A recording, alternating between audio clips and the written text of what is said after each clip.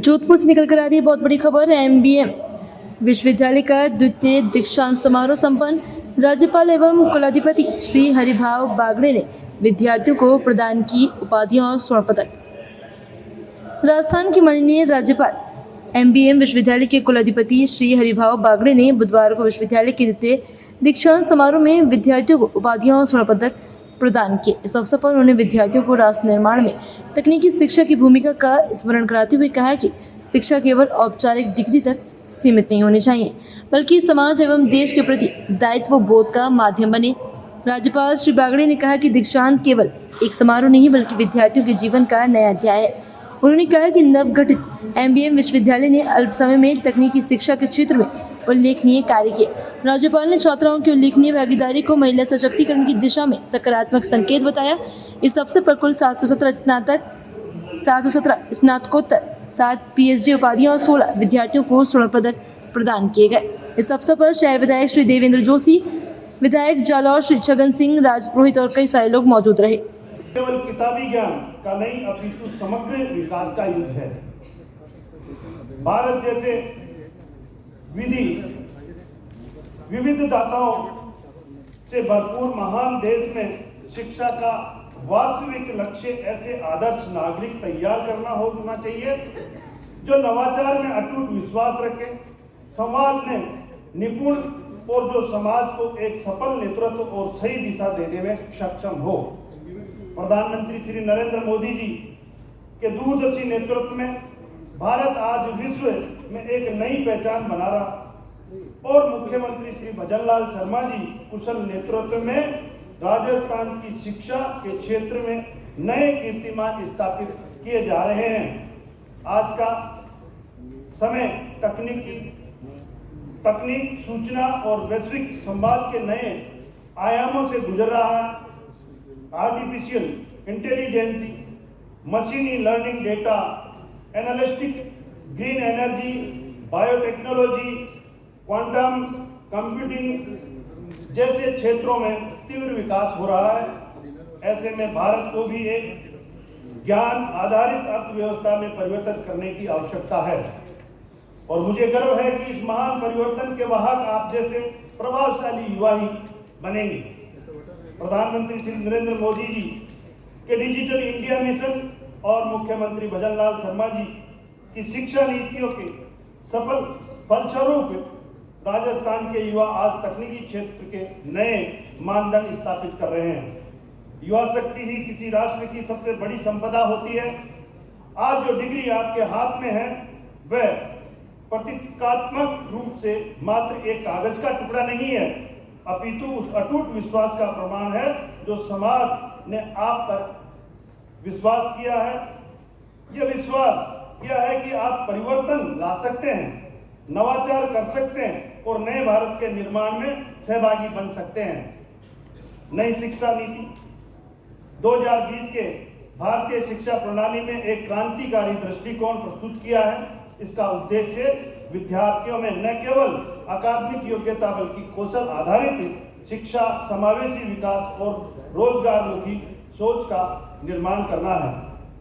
Multi disciplinary शिक्षा, skill development, मातृभाषा में शिक्षा और रिसर्च को बढ़ावा देने की दिशा में यह नीति एक क्रांतिकारी कदम है।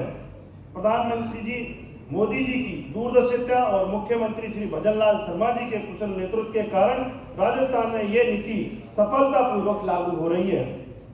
एमबीएम विश्वविद्यालय ने विशेष योग्य विद्यार्थियों के प्रशिक्षक तैयार करने के हेतु भारतीय पुनर्वास परिषद नई दिल्ली से मान्यता प्राप्त advance diploma in child guidance and counselling प्रारंभ कर मल्टी डिसिप्लिनरी शिक्षा की ओर महत्वपूर्ण कदम बढ़ाए।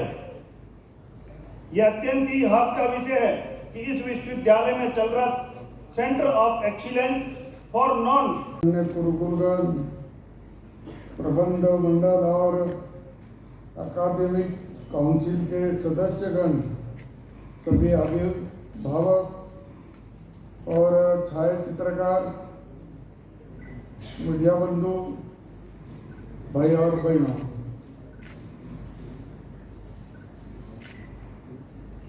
एमबीएम विश्वविद्यालय के जोधपुर द्वितीय दीक्षांत समारोह के सभी छात्र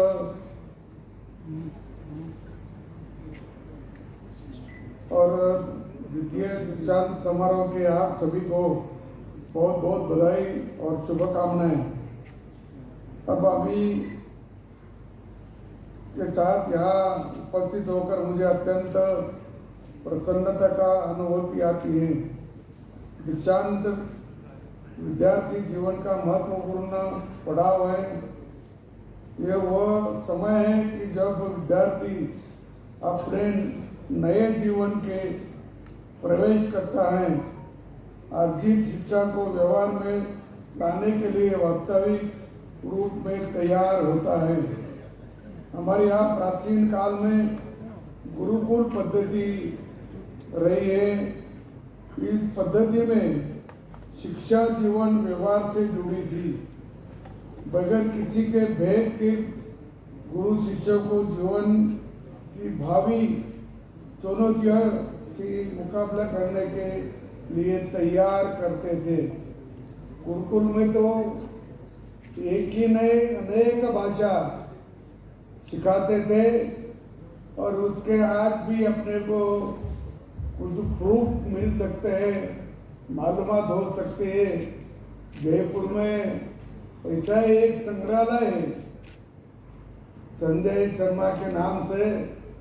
उन्होंने बहुत सारे देश भर के हजारों साल के कुछ हस्तलिखित इकट्ठा किए और उसमें ये भी बताया कि 16 भाषा भी गुरुकुल में सिखाते थे।